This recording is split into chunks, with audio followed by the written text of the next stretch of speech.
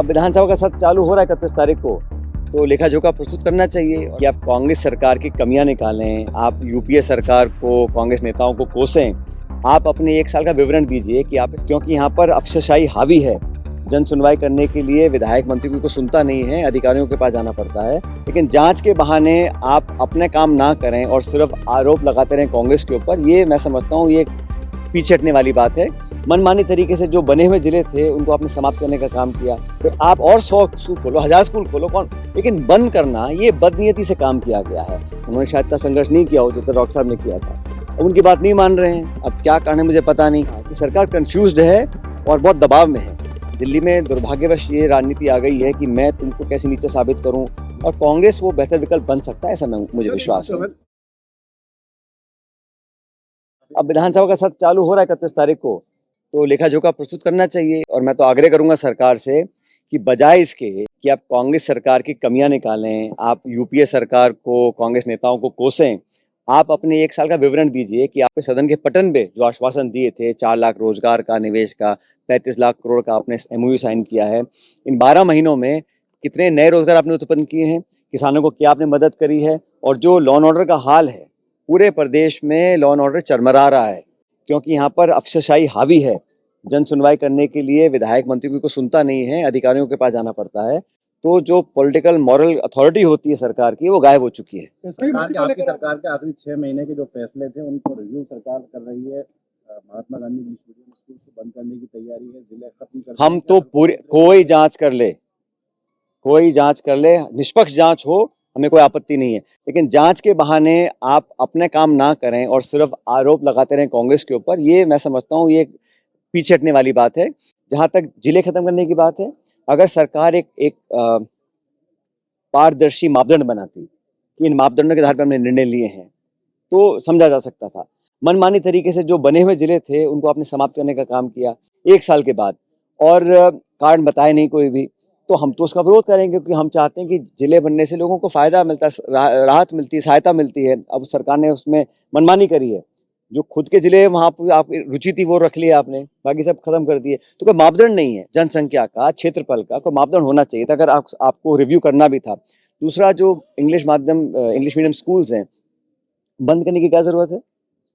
आप और 100 स्कूल खोलो, 1000 स्कूल खोलो, लेकिन बंद करना ये बदनीयती से काम किया गया है। नाम बदल देना, बंद कर देना, योजनाओं को ठप कर देना, ये मैं समझता हूँ नकारात्मक राजनीति का परिचय है। नहीं पता कि सरकार भर्ती रद्द क्यों नहीं कर रही है, सही अब उनका मैं क्या कह सकता हूँ। उनको, सरकार को, वरिष्ठ नेता हैं भाजपा के डॉक्टर किरोड़ी मीणा जी, और पूरा संघर्ष उन्होंने किया भाजपा के लिए। जब हम लोग सरकार में थे, सड़कों पे आए, जो आज सत्ता में बैठे हैं अधिकांश लोग, उन्होंने शायद इतना संघर्ष नहीं किया हो जितना डॉक्टर साहब ने किया था। अब उनकी बात नहीं मान रहे हैं, अब क्या कारण है मुझे पता नहीं।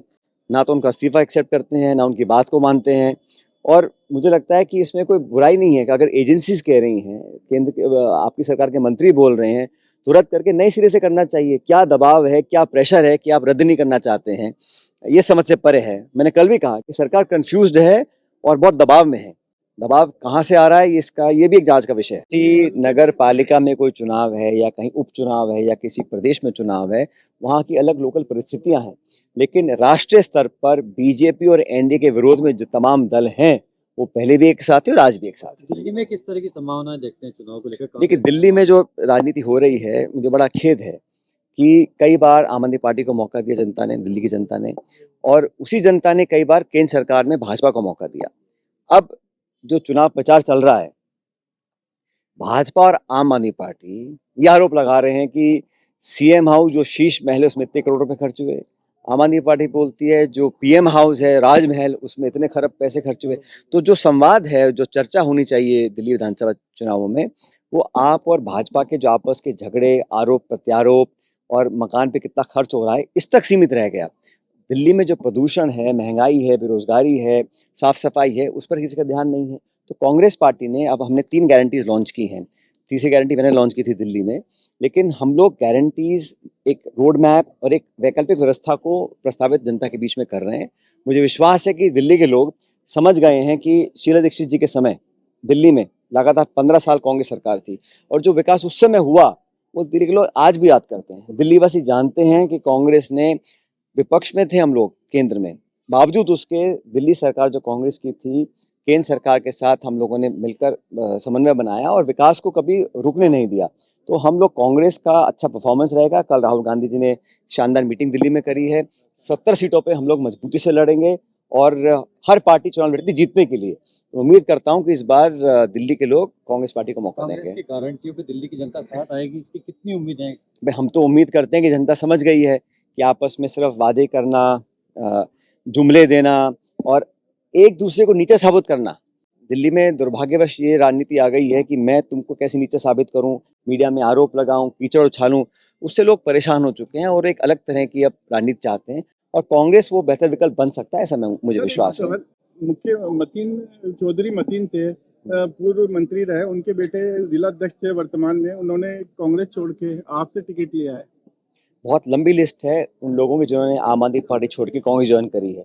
तो चुनाव से पहले लोग दल बदलते हैं, कोई बहुत बड़ी बात नहीं है, लेकिन हमारी पार्टी विचारधारा, हमारा चुनाव चिन्ह और हमारे एजेंडे पे चुनाव लड़ रही है। ये आरएसएस के मोहन भागवत का बयान है कि सही स्वतंत्रता दिवस है, इंडिपेंडेंस डे, वो स्थापना द्वादशी यानी जिस दिन राम मंदिर की स्थापना हुई वो है। इसको किस रूप में देखते हैं? ऐसा कोई कुछ भी कहे, लेकिन ये पूरा देश, पूरी दुनिया इतिहास जानता है कि इस देश की आज़ादी 15 अगस्त 1947 को हुई थी। अगर इसमें किसी को झूठ लगता है तो मैं कुछ कहना नहीं चाहता।